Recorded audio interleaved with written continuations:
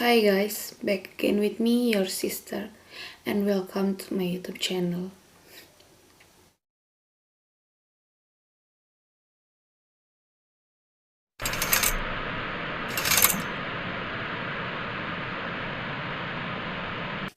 Jadi hari ini aku akan mengangkat kasus dari seorang balita yang dibunuh oleh seorang remaja berusia 14 tahun. Kita kasih inisial balita ini APA dan remaja ini NF gitu. APA ini adalah seorang teman dari adik tiri pelaku. Jadi sehari-harinya memang APA sering bermain ke situ. Dan NF ini tuh kayaknya anak yang cukup cerdas karena waktu dilakukan penyelidikan ke rumahnya, polisi tuh menemukan diary yang di dalamnya tuh ada gambar-gambar gitu. Jadi kayaknya si NF ini tuh pandai menggambar karena dia tuh menggambar tokoh-tokoh anime gitu. Terus juga ada tokoh horor Slenderman. Buat kalian yang nggak tahu Slenderman itu apa, Slenderman itu salah satu tokoh horor dimana di punggungnya tuh terdapat banyak banget tentakel. Terus dia tuh kayak nggak punya wajah gitu, kayak mukanya datar doang. Nggak kayak Voldemort juga. Kalau Voldemort kan masih ada mukanya, masih kayak hidungnya cuma agak berantakan. Ini bener-bener rata, nggak ada mukanya. Dan dia tuh menurut cerita yang aku tahu, dia sering menculik anak-anak. Terus anak-anaknya tuh disuruh ngebunuh atau ngelakuin kejahatan yang lain. Selain itu juga NF dikenal sebagai orang yang introvert di tempat tinggalnya dan di sekolahnya. Nah, kasus pembunuhan ini itu terjadi 5 Maret yang lalu, dimana saat itu APA sedang pergi bermain ke rumahnya NF. Tapi di rumah itu cuman ada NF, soalnya hari itu ibu tiri NF akhirnya pergi menggantikan neneknya untuk berjualan makanan. Adik tirinya kemungkinan juga ikut, aku kurang begitu tahu, tapi ini kronologi yang secara resmi dirilis oleh pihak yang berwenang gitu. Jadi saat APA bermain ke rumah NF, mereka cuma berdua di rumah. Saat itu NF punya gejolak ingin membunuh gitu loh. Si NF ini tuh membuang mainan ke dalam bak mandi. Terus dia meminta APA untuk mengambil mainan tersebut. Jadi pas APA mencoba mengambil mainannya dalam bak mandi, otomatis kan dia nunduk tuh. Saat dia nunduk, si NF akhirnya menolak dia, terus dia tenggelam gitu, dicekik lehernya. Terus sempet si NF masukin 2 jarinya ke mulutnya supaya teriakannya siapa tuh nggak kedengeran gitu. Udah dicekik sampai lemes, akhirnya si NF ngeluarin si APA dari bak mandi dan masukin ke dalam kayak ember ya biasanya disimpan pakaian-pakaian kotor mereka. Si APA kayaknya waktu itu masih bernafas karena menurut keterangan dari pihak berwenang, waktu itu si APA dalam kondisi lemas dimasukin ke ember terus ditutup dengan pakaian-pakaian kotor agar nggak ada yang tahu. Nah, karena ngerasa nggak tenang, awalnya si NF berniat untuk membuang korban, tapi akhirnya si NF memutuskan untuk mengikatnya, terus sumpel gitu mulutnya, terus dimasukin ke lemari semalaman. Dan yang pasti orang-orang udah pada nyari. Keesokan harinya, tepat tanggal 6 Maret 2020, si NF ini pamit untuk pergi ke sekolah seperti biasa, pakai seragam. Tapi ternyata di tengah jalan, NF mengganti pakaian seragamnya dengan baju biasa, kayak baju sehari-hari. Terus dia pergi ke Polsek Taman Sari gitu untuk melaporkan perbuatannya sendiri.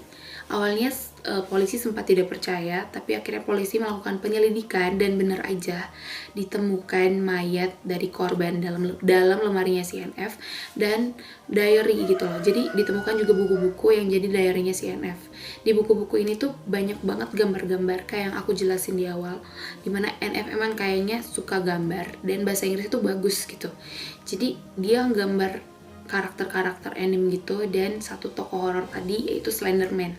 Dan ada gambar yang menarik perhatian aku dimana ada satu cewek rambutnya pendek, terus dia keikat gitu badannya dan ada tulisan keep calm daddy, bondage and give me torture.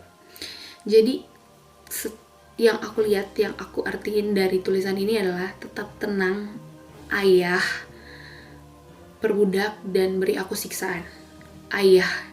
Jadi ayah di sini tuh kayaknya bukan ayah biologis kayak ayah yang lain, itu menurut aku ya. Jadi terus juga beberapa gambar yang ditemukan itu yang aku lihat itu tuh banyak banget karakter-karakter Slenderman, terus juga Chucky, terus karakter-karakter wanita yang air matanya hitam, terus banyak tulisan, tapi banyak tulisan itu tuh kayak lagu-lagu, judul lagunya Billie Eilish. Jadi kayaknya si anak ini suka gitu sama Billie Eilish. Nah, selain gambar-gambar di diary tadi, setelah kasus NF ini mencuat ke publik, ada seorang netizen yang screenshot status Facebook dia sebelum dia menyerahkan diri, terus di up gitu loh, nggak tahu di mana, nggak tahu di Twitter, nggak tahu di mana. Ini soalnya aku dapatnya juga hasil browsingan dari Google. Jadi status yang pertama tuh kayak bunyinya, balita tak bernyawa itu masih di lemari bajuku, banyak warga mencarinya.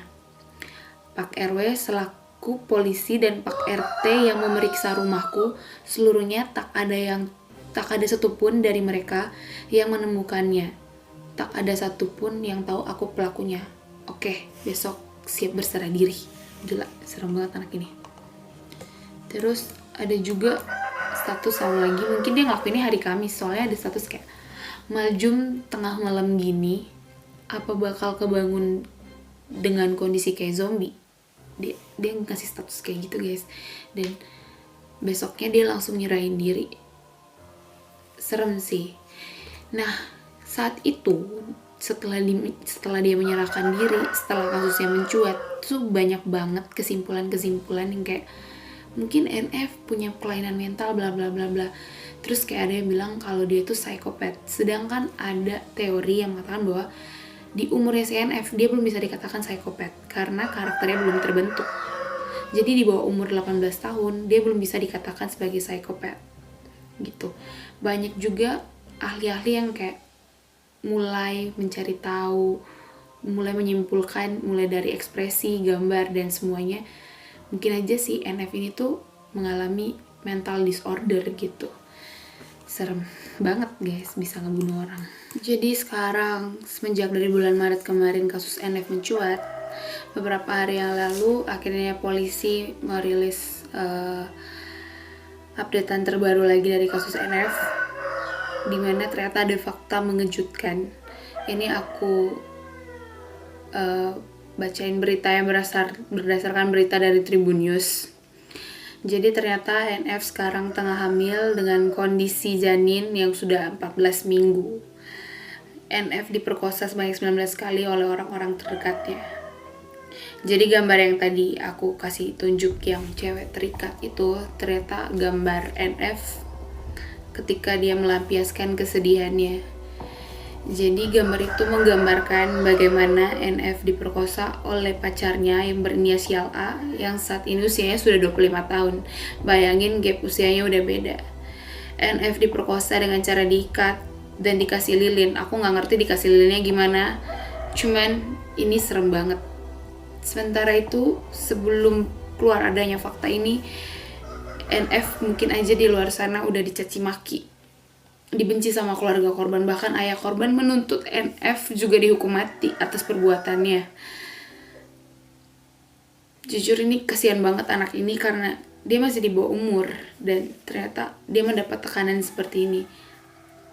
Selain oleh kekasihnya yang berumur 25 tahun dan memiliki kelainan seksual, NF juga diperkosa oleh pamannya dan sepupunya sebanyak 4 kali dan 9 kali. 4 kali oleh pamannya dan 9 kali oleh cucu dari kakak ibu tirinya.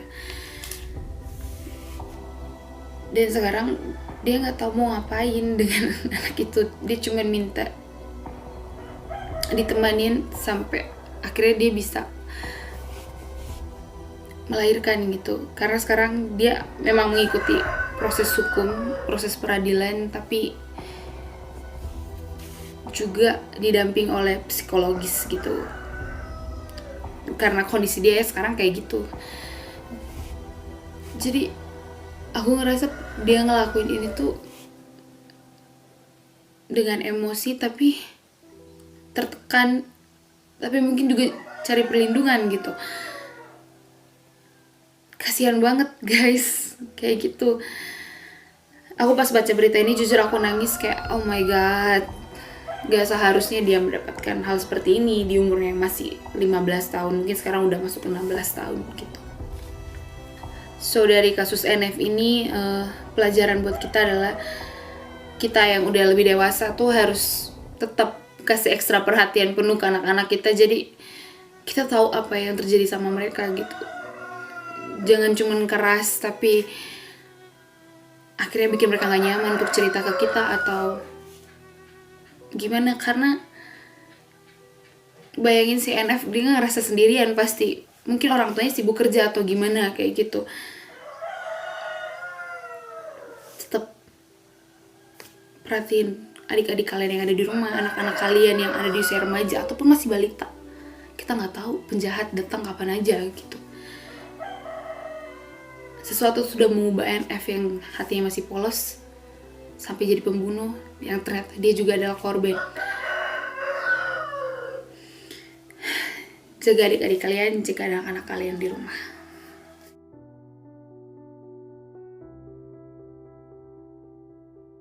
So guys, thank you so much for watching.